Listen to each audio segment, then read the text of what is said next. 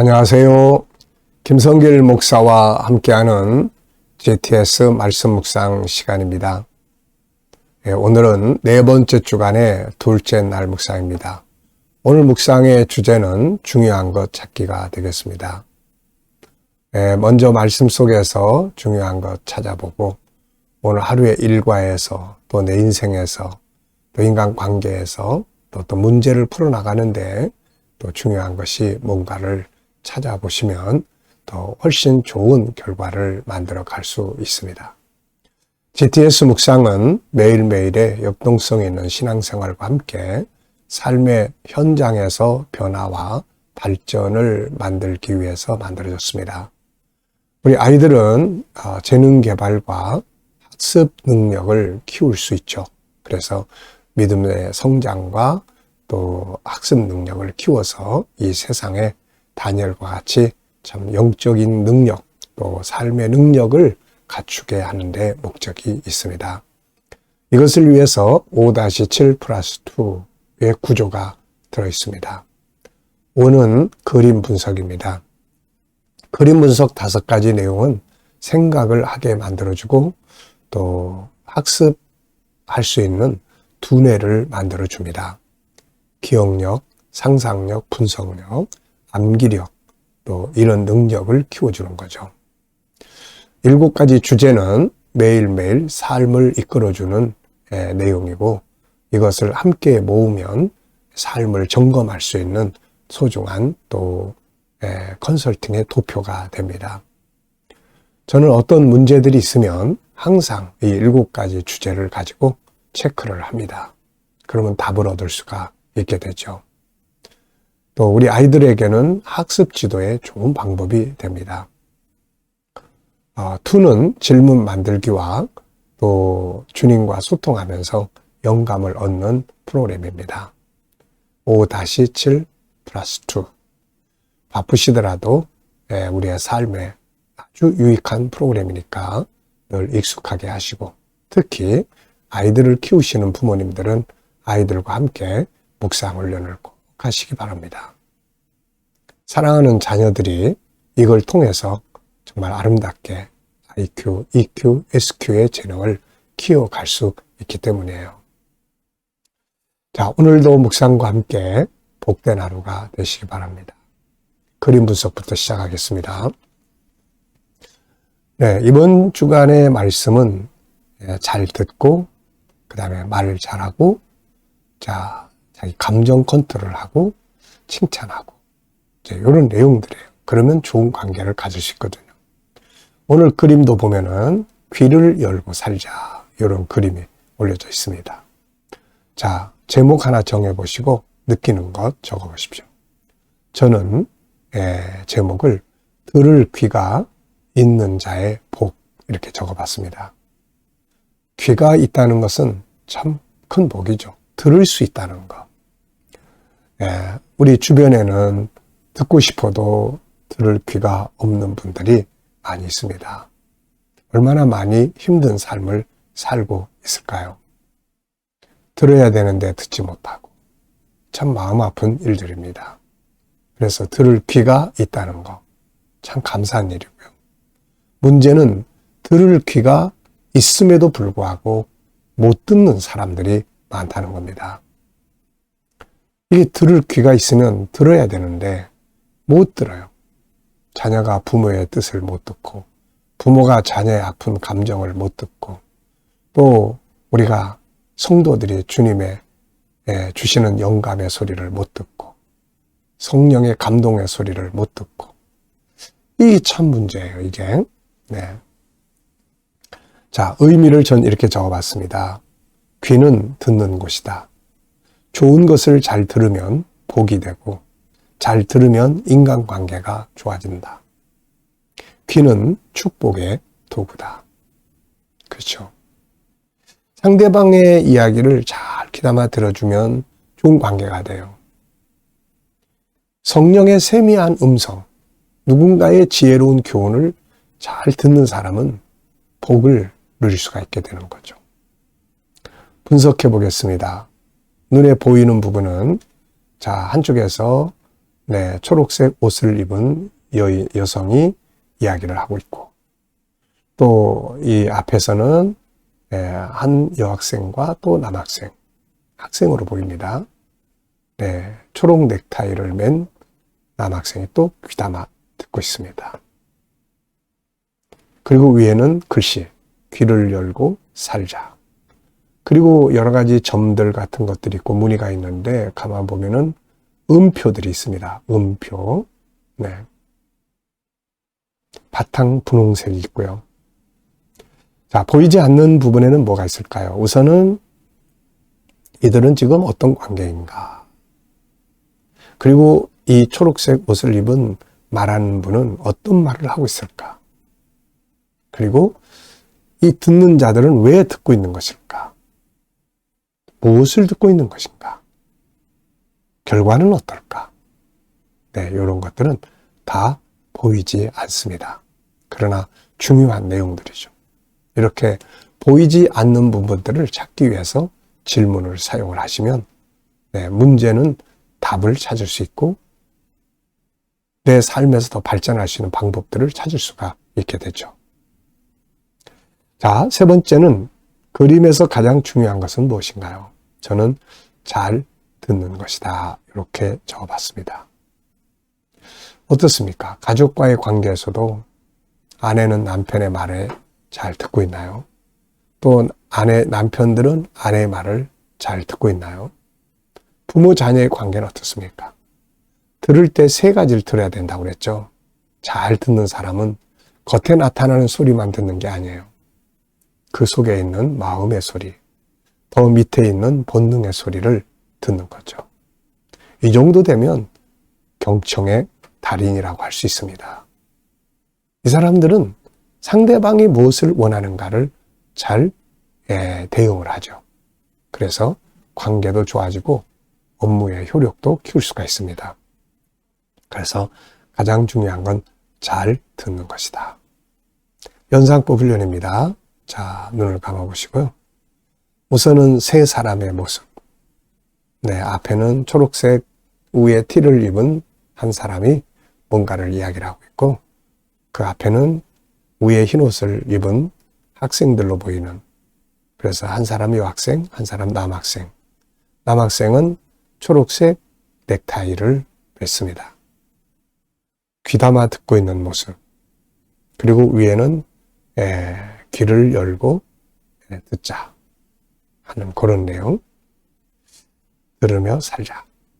그리고 이제 여러 점들 같은 것들이 있고 양쪽에 음표들이 있습니다. 하나짜리, 두 개짜리.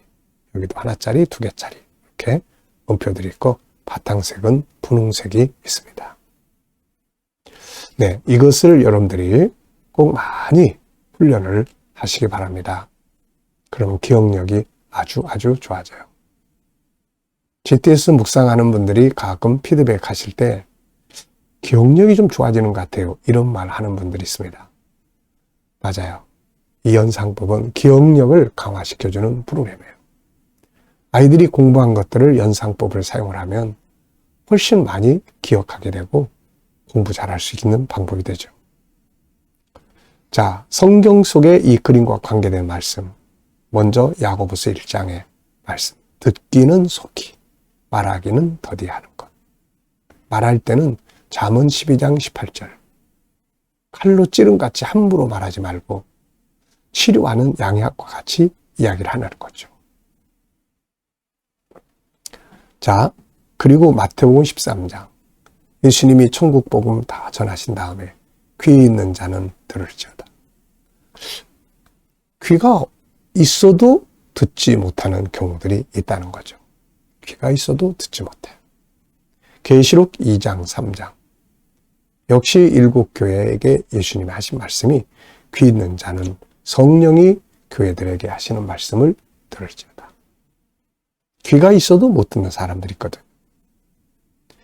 자, 아브라함은 하나님의 말씀을 듣는 귀가 있었어요. 그래서 복을 받았습니다. 모세도 하나님의 말씀을 시내 산에서 들을 수 있는 귀가 열렸습니다. 베드로도 예수님의 말씀을 들을 수 있는 귀가 있어서 2배나 가득 잡는 기적을 만들었고, 갈릴리 바다를 걷는 기적을 만든 주인공이 됐죠. 그런데 가인 같은 사람은 하나님이 말씀하셨는데도 듣는 귀가 없습니다. 그래서 망했어요. 동생 죽이고. 사울왕 같은 사람도 듣는 귀가 없어. 하나님 말씀하셔도 못 들어. 솔로몬 같은 경우도 처음에는 하나님 말씀을 들을 수 있는 귀가 있었는데 나중에는 교만해져가지고 귀가 막혀버렸어요. 그래서 하나님이 그렇게 하지 마라 하는 말씀 못 듣습니다. 그래서 결국 나라를 잃어버린 거죠. 귀가 있어도 들을 줄 모르면 안 되는 거죠. 상상력 키우기입니다. 이 그림을 가운데 두시고, 네. 자, 앞에는 귀를 여는 게 아니라 귀를 닫고 사는 사람들의 모습을 그려볼 것 같아요. 그러니까 귀가 닫혀서 안 들으니까 계속 싸우는 거예요. 뭐야 지금 무슨 말 했어? 너는 내 말도 못 알아들어. 막 그러고 싸웁니다. 여기는 지금 잘 들어요. 그래서 이 사람들의 다음 그림은 성공적인 인간관계, 즐겁게 행복하게 아름답게 서로 협력하고 일하는 이런 관계를 그려볼 것 같습니다. 자, 우리 아이들은 또 역시 오늘 이 그림을 보면서 수학 주제 또 한번 떠올려보십시오. 도형, 사각형, 또 각도, 사람들의 모습 속에 있는 각도 한번 쭉 그려보시고요. 수연산 또 한번 생각해 보시고요. 측정, 크기, 또 비교, 길이, 이런 거 다. 이 사람들의 키도 역시 측정에 다 들어가죠. 규칙, 잘 듣고 잘 들으면은 좋은 관계 된다. 이게 다 규칙이거든요. 또 이 그림의 3사람, 그림 2개면 6사람. 이 규칙입니다. 다.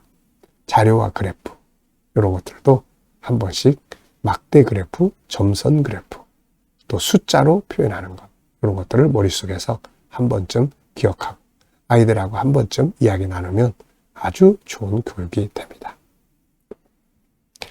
미래를 어떻게 살고 싶은가요? 그렇다면 지금 무엇을 해야 할까요? 오늘도 미래 비전 또 한번 생각해 보시고 지나가시기 바랍니다. 항상 생각을 하고 기도하고 적고 눈앞에 보이면 미래는 현실이 됩니다. 자, 야고보서 1장 20절로 21절. 내 사랑하는 형제들아 너희가 알지니 사람마다 듣기는 속히 말하기는 더디하며 성내기도 더디하라. 사람이 성내는 것이 하나님의 의를 이루지 못함이라. 잠언 12장 18절. 칼로 찌른 같이 함부로 말하는 자가 있거니와 지혜로운 자의 혀는 양약과 같으니라. 잠언 27장 21절. 도가니로 은을, 풀무로 금을, 칭찬으로 사람을 단련하느니라. 자, 감사한 것 적어보시기 바랍니다. 어제 하루 어떻게 보내셨나요? 무엇을 하셨나요? 평범한 일상, 혹은 어려운 문제, 혹은 또 어떤 일들, 만난 사람들 쭉 생각해 보시면서 감사 적어보시고요. 오늘 또 하루를 시작하시면서 오늘 또 감사한 것들 적어보시고 또 미래를 생각하시면서 감사하고 싶은 것들 적어보십시오. 감사는 마음을 안정되게 하고 감사는 환경의 변화를 만들고 감사는 하나님이 일하시는 도구가 됩니다. 자, 오늘 중요한 것 찾기입니다. 1번. 본문에서 가장 중요하다고 생각되는 건 뭔가요? 저는 4가지를 적었습니다.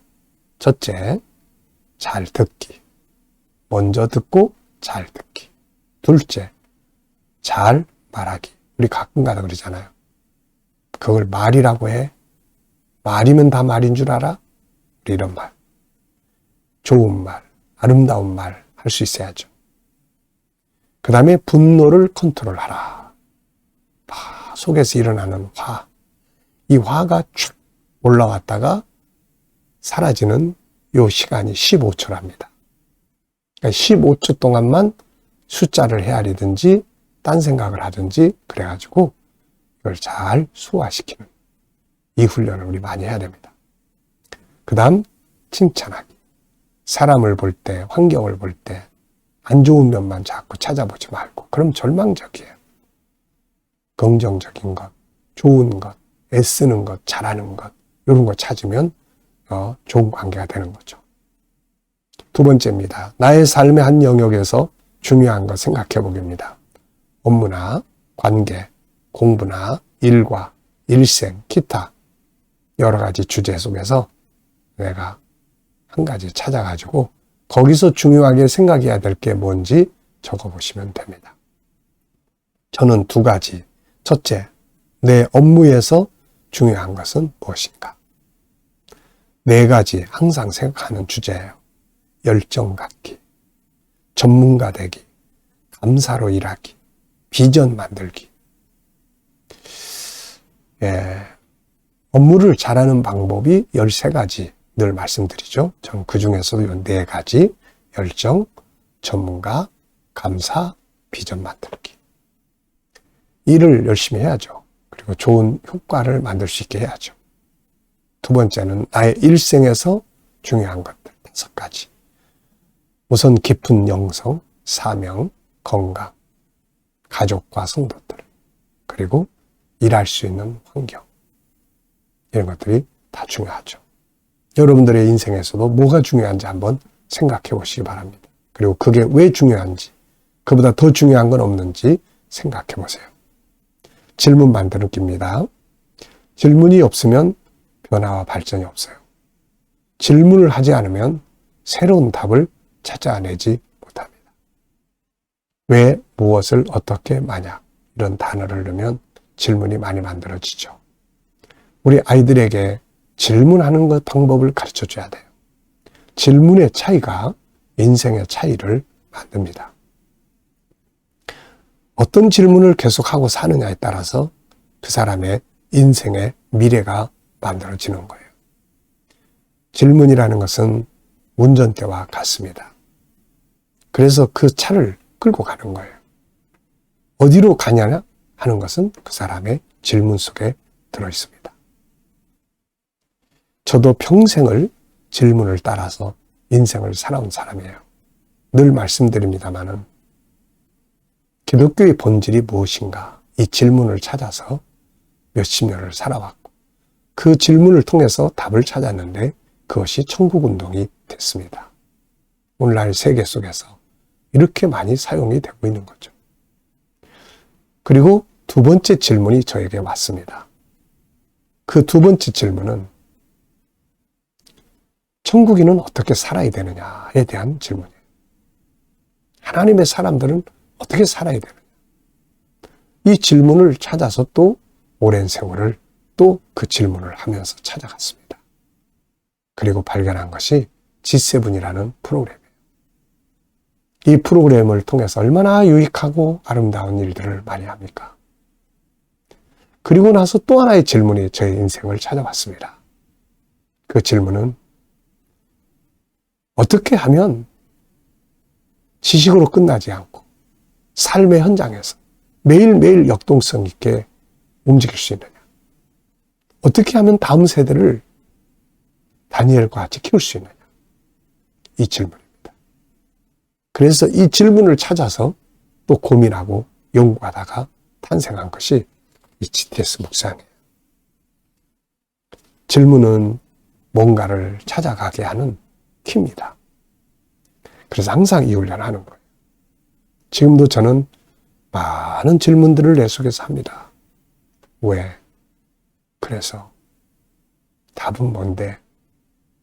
그러면 대안이 뭐야? 최선은 뭐야? 차선은 뭐지? 항상 이 질문을 하면 정리가 돼요. 그리고 평안함을 가질 수 있습니다. 분석할 수 있어요. 20절에서 질문 만들어 보십시오. 내 사랑하는 형제들아 너희가 알지니 사람마다 듣기는 속기하고 말하기는 더디하며 성내기도 더디하라. 자, 이게 순서가 있어요. 맨 첫 번째는 왜 듣기는 속히 해야 하는가? 이 질문을 오늘 적어봤습니다. 왜 듣기를 속히 해야 됩니까? 왜 그럴까요? 자, 듣지 않고 말하면 내 식대로 말합니다.